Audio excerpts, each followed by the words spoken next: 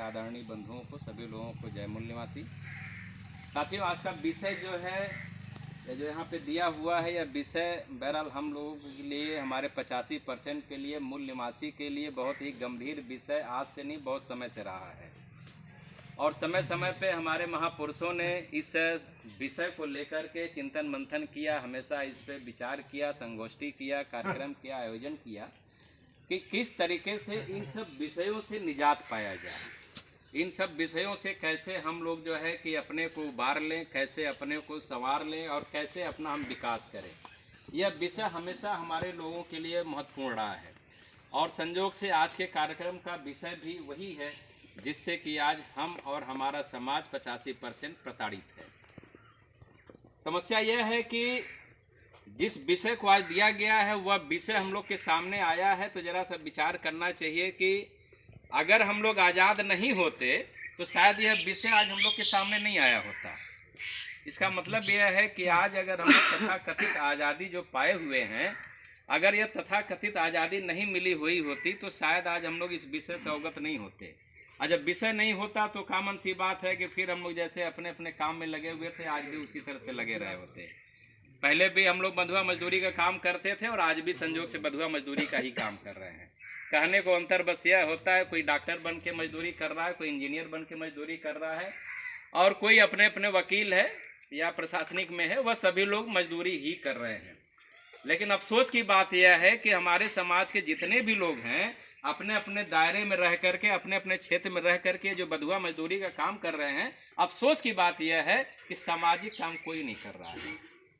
जब तक हमारे समाज के लोग इस तथाकथित आज़ादी के बारे में नहीं जानेंगे, अपने महापुरुषों का इतिहास नहीं जानेंगे, और जैसे हमारे वक्ता ने बताया कि जब तक वह आडंबर से, जब तक कि वह पाखंड से, अंधविश्वास से परे नहीं आएंगे, तब तक वह सामाजिक काम नहीं कर पाएंगे।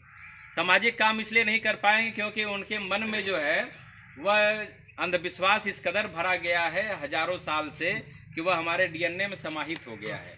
वह हम लोग लाख प्रयास करते हैं कि उसको निकाल दे, लेकिन निकाल नहीं पाते हैं। जबकि बाबा साहब डॉक्टर भीमराव अम्बेडकर जी ने बड़ा मेहनत किया, बड़ा प्रयास किया, कैसे कैसे उन्होंने शिक्षा ग्रहण किया। शिक्षा ग्रहण करने के बाद वह विदेश में गए, विदेश में जा कर के हमारे लोगों के उत्थान के लिए उन्होंने बहुत सारी योजनाएं लॉन्च की, बहुत सारी सामाजिक संस्थाएं बनाई, बहुत सारी जो है अपना जो है कि पर्सनल मीडिया बनाया, ताकि हमारे लोग पढ़े लिखें और जाने कि हम किस कदर गुलाम हैं और कहाँ कहाँ गुलामी का दायरा बना हुआ है। उसके लिए बाबा साहब ने संविधान का निर्माण किया। जैसा कि आप सभी लोगों को ज्ञात है कि 15 अगस्त 1947 को हमारा देश आज़ाद हुआ और 26 जनवरी 1950 में बाबा साहब ने संविधान का निर्माण किया। संविधान के तहत यह आज जो हम लोगों को मौलिक अधिकार मिले हुए हैं, आज जिसकी बदौलत आज हम लोग सम्मान से पैंट शर्ट पहन रहे हैं, जूता मोजा पहन रहे हैं, टाई पहन रहे हैं, जेब में पेन पहुँच रहे हैं, 2 पहिया 4 पहिया गाड़ी से चल रहे हैं, वह संविधान की बदौलत है। यह बात हम लोगों को आज जानने की ज़रूरत है। आज के कार्यक्रम का जो विषय रखा गया है वह इसीलिए रखा गया है कि हमारे समाज के लोग डॉक्टर हैं, इंजीनियर हैं, प्रोफेसर हैं, टीचर हैं, लेक्चरर हैं, दरोगा हैं, एसपी हैं, डीएम हैं, कलेक्टर हैं, कमिश्नर हैं, लेकिन अपने इतिहास के बारे में जानने वाला कोई नहीं है। और इतिहास को तभी हम जानेंगे जब सामाजिक विचारधारा से लैस होंगे। पैसा कमा लेना जिन लोगों ने अपनी ज़िंदगी का मकसद बना लिया, आज वह लोग ही हमारे समाज को सबसे ज़्यादा कष्ट दे रहे हैं। अभी जैसे हमारे यहाँ संचालक महोदय और हमारे वक्ता महोदय ने बताया कि हमारे समाज का मूल निवासी 85% का SC ST OBC और माइनॉरिटी का अगर वह डीएम और कलेक्टर बन जाता है तो हमारे समाज के लिए वह ब्राह्मणों से भी ज़्यादा खतरनाक हो जाता है। यह कोई ऐसी है नहीं, ये आपको कोई थ्योरिकल नहीं बता रहे हैं। हम एक सामाजिक व्यक्ति हैं, समाज में चलते रहते हैं और हम अपने समाज के अन्य तरीके के लोगों से भी शासन प्रशासन में आना जाना रहता है, मिलते रहते हैं। उनके बीच में जा कर के यह आभास होता है कि अगर कोई चमार अगर डीएम बन गया है, कोई यादव अगर कलेक्टर बन गया है, कोई शर्मा वर्मा लोहार कुहार अगर कमिश्नर बन गया है, वह अपने ही समाज का सबसे ज़्यादा नुकसान कर रहा है। क्यों? क्योंकि उसे अपना इतिहास नहीं पता है। पढ़ लिख लेना और इतिहास जान लेना, यह दोनों में ज़मीन आसमान का अंतर होता है साथियों। बाबा साहब डॉक्टर भीमराव अंबेडकर जी ने अपने जीवन काल में कहा था कि उस डिग्री का कोई महत्व नहीं है जो डिग्री हमारे समाज के कार्य में, हमारे समाज के हित में काम न आवे, उस डिग्री का कोई महत्व नहीं है। आज हमारे समाज के लोग बीए कर रहे हैं, एमए कर रहे हैं, पीएचडी कर रहे हैं, बहुत सारी डिग्रियां ले रहे हैं। डिग्री लेकर के सरकारी गुलामी कर रहे हैं, नौकरी कर रहे हैं। अच्छी बात है, करना चाहिए। हर आदमी को 4 पैसे की ज़रूरत है। आदमी जब नौकरी करेगा तो 4 पैसे कमाएगा। लेकिन हम लोग जब सामाजिक व्यक्ति हैं, जब समाज में चलते हैं, तो यह मन में एक भाव आता है कि नहीं, आप सब करिए, लेकिन उस अंधविश्वास, उस आडंबर, उस पाखंड के दायरे से बाहर निकलिए। जब तक लड़का पढ़ाई करता है, हमारे समाज के बीच का लड़का जब तक पढ़ता है, तब तक तो वह कहता है कि भाई हम सामाजिक आदमी हैं। लेकिन आप जा कर के देख लीजिए कि अगर हमारे समाज का कोई लड़का जब वह प्रशासनिक नौकरी पाता है, IAS PCS हो जाता है, तो पहला काम यह होता है कि उसके हाथ में कम से कम 10 जगह का 10 तरीके का यह रसरी बना जाता है, धागा बना जाता है, यानी कि वह आडंबर से और दब गया। जब तक वह नौकरी नहीं पाया था, जब तक वह पढ़ लिख रहा था, तब तक तो वह अपने को मानता था कि हम अपने इतिहास को जान रहे हैं, संविधान को पढ़ रहे हैं, संविधान के नियम का पालन कर रहे हैं, संविधान के द्वारा मिले हुए अधिकारों को पा रहे हैं। लेकिन जब वह नौकरी पा जाता है, ये सारी बातों को भूल जाता है। तरह तरह के गले में, जैसा कि आप लोग को भी इतिहास हम लोगों का पता होगा कि पहले हमारे समाज के लोग, हमारे जो पुरखे पुरानिये थे, उनके गले में हड़िया बांधी जाती थी, कमर में झाड़ू बांधा जाता था, पैर में जो है कि घुंघरू बांधा जाता था। जब बाबा साहब ने संविधान का निर्माण किया, तो संविधान के निर्माण के बाद सभी लोगों को संविधान के अनुच्छेद 19 से लेकर के 24 तक में सभी लोगों को आज़ादी देने का काम किया गया। आज़ादी क्या थी? पहली आज़ादी यह थी कि आपको एक बोलने की आज़ादी मिल गई। आप अपने वाक एवं अभिव्यक्ति को किसी भी चट्टी चौराहे पे खड़ा होकर के स्वतंत्र रूप से आप अपने विचारों को प्रकट कर सकते हैं, जैसा कि आज हम लोग कर रहे हैं।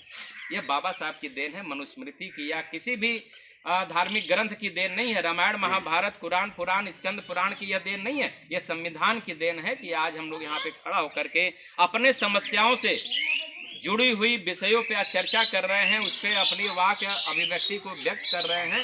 यह संविधान की देन है। तो साथियों, पहला तो यह है कि हम लोगों को अपने अंदर से आडंबर को पूरी तरीके से हटाने की जरूरत है। तो उसके लिए पहला यही है, हाथ में अगर आप किसी तरीके का भी यंत्र, मंत्र, तंत्र, षड्यंत्र अगर बांधते हो, उसे हटा दें, क्योंकि वह भला करने वाला नहीं है। अगर आदमी का आदमी भला नहीं कर सकता है, तो इतनी गारंटी के साथ हम यहाँ पे खड़ा होकर कह सकते हैं कि कोई भी धागा अगर हाथ में बना गया तो वह आपका भला करने वाला नहीं है। अब अगर कोई गारंटी लेता, कहता नहीं हमने यह रक्षा मंत्र बांध लिया, हाथ में गारंटी है, तो हम कहते हैं ठीक है, मेरे हाथ में तलवार है, हम काटते हैं, देखते हैं वो बचा लेता है। अगर नहीं बचा पाता, इसका मतलब कि उस धागे में कोई ताकत नहीं है। गले में हम लोग तमाम तरीके के अपने बच्चों को जो है कि बताते हैं कि यह जादू हो गया, वह टोना हो गया, वह फलाना हो गया, ढकाना हो गया करके रसायनरी जो बांध देते हैं, काला धागा बांध देते हैं, पीला धागा बांध देते हैं। तो साथियों, इससे भी हम लोगों को बाहर निकलने की ज़रूरत है। अब आप लोगों को यह लग रहा होगा कि नहीं, यह सब बात हम कह क्यों रहे हैं? कह इसलिए रहे हैं कि यहाँ पे बहुत सारे संभ्रांत परिवार के पढ़े लिखे सुसज्जित सज्जन पुरुष लोग बैठे हुए हैं, लेकिन यह जो बात उभर रही है, यह गलती भी हम ही लोग करते हैं। ऐसा नहीं है कोई बाहर बाहरी आकर के कहता है गलती कर रहे हैं। एक अनपढ़ अगर गलती करता है तो यह तो बात समझ में आती है कि अनपढ़ व्यक्ति वह गलती कर रहा है, क्योंकि उसे जानकारी नहीं है इतिहास के बारे में, संविधान के बारे में नहीं जानकारी, इसलिए वह गलती कर रहा है।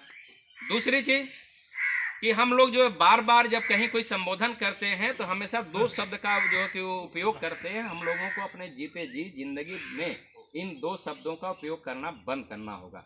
जिस दिन 2 शब्द का उपयोग करना बंद कर देंगे, या मान के चलिए कि हकीकत में 80% हमारी समस्या का निदान तो वैसे ही हो जाएगा।